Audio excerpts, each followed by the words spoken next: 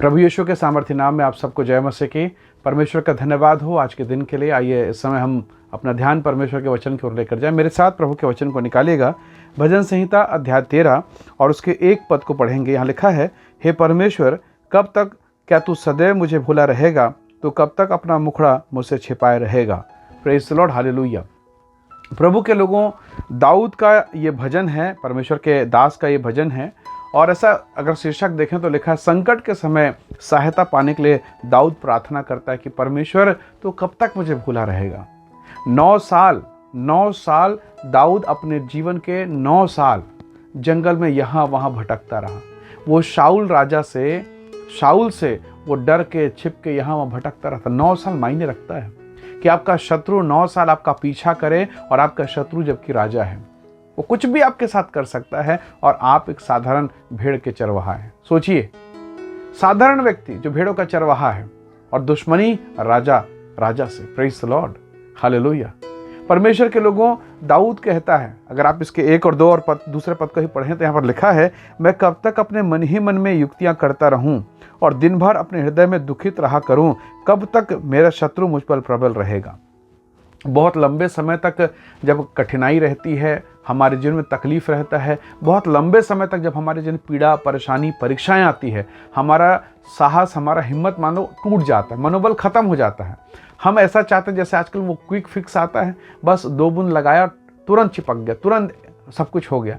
परमेश्वर के लोगों, कई बार हम परमेश्वर से ऐसा ही व्यवहार चाहते हैं, परंतु परमेश्वर की क्या मनसा है दाऊद को नहीं मालूम था, पर परमेश्वर को पता है कि मैं दाऊद के साथ क्या करूंगा। 9 साल तक जंगल में, पहाड़ी में, घाटी में परमेश्वर दाऊद को भटकाता रहा, घूमने दिया। प्रभु उसके साथ था, प्रार्थना सुना, उसके संग रहा, उसकी रक्षा की, उसे जीवन दिया।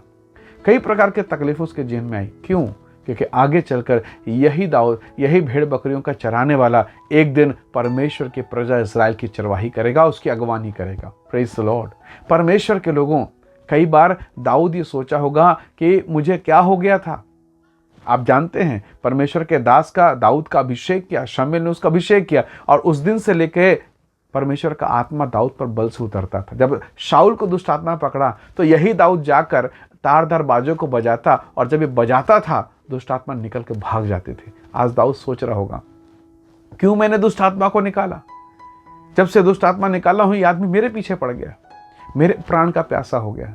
कई बार आपको एहसास होता होगा, कई लोगों ने जिसने आपको चोट पहुंचाया, आपकी हानि की है, आपकी बेइज्जती कर दिया, अपमान कर दिया, आपको धोखा दिया। कई बार आप सोचते होंगे, क्यों मैंने इसका मदद की? इसको तो मर जाना चाहिए था, मुझे तो मदद करना ही नहीं था। कई बार हमारे हृदय से कठोरता के शब्द निकलते हैं, विचार आते हैं कि मैंने उस पर भलाई की, लेकिन वो आदमी समझ क्यों नहीं रहा है? कितनी बार परमेश्वर के लोगों, आप जब भलाई कर रहे थे तो क्या परमेश्वर नहीं देख रहा था? क्या परमेश्वर ये नहीं जानता था कि आप भलाई करेंगे, उसके बावजूद वो व्यक्ति आपके साथ बुराई करेगा? प्रभु सब कुछ जानता है। परमेश्वर के लोगों, पकड़वाने वाला यहूदा अभी भी यीशु के साथ साथ है, और यीशु मसीह ने अपना थैली खजांची बना दिया, अपनी थैली उसे दे दी। सोचिए, क्या उस टीम में पैसे को लेकर कोई और मैनेजमेंट करने वाला नहीं था? मत्ती महसूल लेने वाला तो अच्छे से कर सकता है, पर परमेश्वर ने नहीं दिया, प्रभु ने नहीं दिया, यहूदा इस्करियोती को दिया। परमेश्वर के लोगों, बुरे और अच्छे दोनों एक साथ चलते हैं। प्रभु ने कहा, जंगली बीज और अच्छे बीज दोनों एक साथ पले बढ़े। इसलिए परमेश्वर के लोगों, इन विपरीत दशा के द्वारा परमेश्वर दाऊद को सिखा रहा है।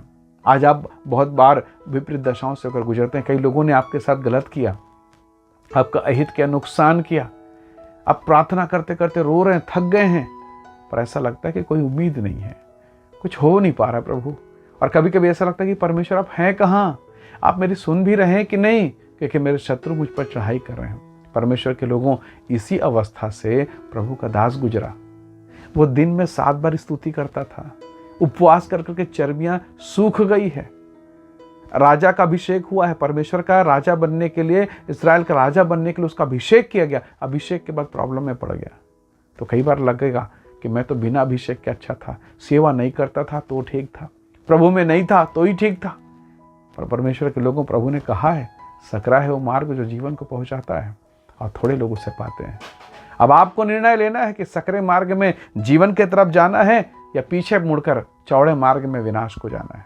प्रभु के लोगों, याद रखिए, कई बार जीवन में तकलीफ आती है, परमेश्वर को संदेह के साथ भरोसा नहीं चाहिए, बगैर संदेह के भरोसा चाहिए। परमेश्वर के लोगों, जब आप प्रभु पर बिना संदेह करके भरोसा कर लेते हैं, उस लेवल तक जब हम पहुंचते हैं, परमेश्वर फिर हमें आशीष देता है, फिर प्रभु हम पर दया करता है। हालेलुया। परमेश्वर के लोगों, याद रखिएगा, दाऊद जब राजा बना, सिंहासन पर बैठा, सोचिए शाऊल की मृत्यु कैसे हुई। मैं आपसे पूछना चाहता हूँ, यदि आप बाइबल को पढ़े हैं, आप कमेंट्स में जरूर लिखिएगा, शाऊल की मौत कैसे हुई। वो खुद दुष्ट आत्मा के चक्कर में आया, अपने आप को नाश कर डाला। परमेश्वर के लोगों, क्यों आप शत्रुओं के लिए कुड़कुड़ाते हैं? क्यों उनके लिए चिढ़ रहे हैं? क्यों उनके लिए अपना समय खराब कर रहे हैं? क्यों उनके तरफ ध्यान दे रहे हैं जो आपका विरोध में है या जो प्रभु के विरोध में है? प्रभु है ना। क्या आप परमेश्वर से सामर्थी हैं? क्या आप परमेश्वर से ज़्यादा काम कर सकते हैं? क्या आप परमेश्वर से बेहतर काम कर सकते हैं? क्या आप सब कुछ परमेश्वर से बेहतर मैनेजमेंट कर सकते हैं? नहीं ना। तो जो काम आपको प्रभु ने दिया वो काम कीजिए, बाकी प्रभु के हाथ में सौंप दीजिए, क्योंकि उसको तुम्हारा ध्यान है। दाऊद परमेश्वर के चरणों पर लगा रहा और जो उसे मारना चाहता था वो खुद खत्म हो गया, अपने आप मर गया, बहुत बुरी तरीके से। इसलिए प्रभु के लोगों, जब आपके जीवन में वो लोग आए जो आपको सताते हैं, आपको पीड़ित करते हैं, आपको हानि पहुंचाते हैं, तो बजाय उन शत्रुओं को देखने, हम परमेश्वर को देखें। दाऊद कभी भी युद्ध में जाता तो शत्रु की ताकत को नहीं देखता था, परमेश्वर की उपस्थिति को देखता था। परमेश्वर के लोगों, मूसा परमेश्वर के लाठी और परमेश्वर को देखता था, शत्रु के तलवार के धार को नहीं देखता। उसे मालूम है जो काम तलवार नहीं कर सकती वो लाठी कर सकती है। हालेलुया, क्योंकि परमेश्वर की लाठी है। प्रभु के लोगों, परमेश्वर आपके साथ है।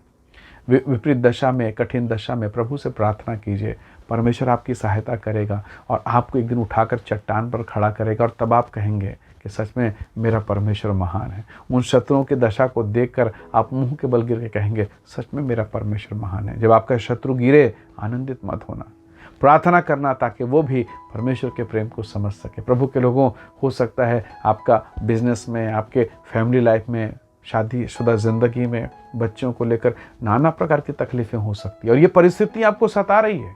कोई बात नहीं, आप परमेश्वर को देखिए। प्रभु ने कहा, पहले धर्म और राज की खोज करो, ये सारी वस्तु तो मिल जाएंगे। परमेश्वर देना जानता है। मेरे बताने से बेहतर प्रभु आपसे प्यार करता है। मेरे बोलने से कहीं ज़्यादा उसके प्रेम की गहराई है। हालेलुया। वही परमेश्वर आपको ऊंचा उठाएगा, इसलिए निराश ना होएं, प्रार्थना करें, अपने मनों को उठाएं, अपने हाथों को उठाकर कहें कि परमेश्वर मेरी सहायता कर। निसंदेह प्रभु आपकी सहायता करेगा। आइए हम दुआ करें। सर्वशक्तिमान प्रिय पिता, धन्यवाद प्रभु। कई बार आप हमारे शत्रुओं को हमारे सामने रखते हैं प्रभु जी, पर एक समय आता तब हम कह पाते हैं कि शत्रु के सामने वो मेज बिछाता है। प्रभु, ऐसा अनुग्रह हम सबको प्रदान करें, हमारी सहायता करें प्रभु, ताकि हमारे जीवन के दौरान हमारे शत्रु भी, वो परिस्थितियां भी जो हमारे लिए पीड़ा का कारण है, ऐसा हो ताकि उद्धार का कारण बन जाए, गवाही का कारण बन जाए। मैं प्रियजनों को तेरे हाथों में सौंपता हूँ, यीशु मसीह के सामर्थी नाम से मांगते हैं, आमीन आमीन।